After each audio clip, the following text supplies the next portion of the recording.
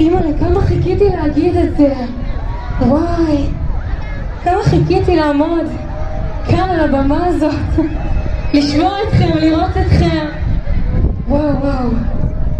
טוב, היום מסע לא קל להגיע לבמה הזאת בתוך שנה וחצי מאוד קשות למדינה שלנו.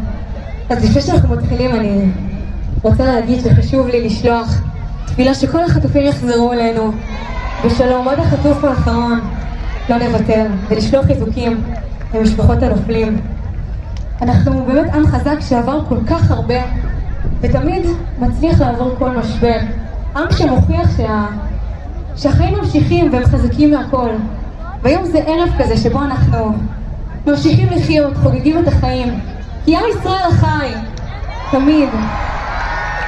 אחרי כל הדחיות היו כמה דחיות בדרך, מה היה אתמול? אזעקה, היה גשם. אחרי כל הדבר הזה אנחנו כאן ביחד בזכותכם, אז תודה רבה. ברתי ירקון, הכנו לכם ערב בלתי נשכח, ותוך כדי עבודה על המופע הזה ציינתי גם 10 שנות קריירה,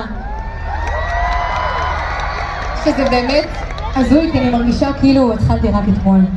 אז תודה שבזכותכם אני מגשימה את החלום שלי כל יום. ברתי ירקון, ברוכים הבאים לעולם שלי. מוכנים להתחיל?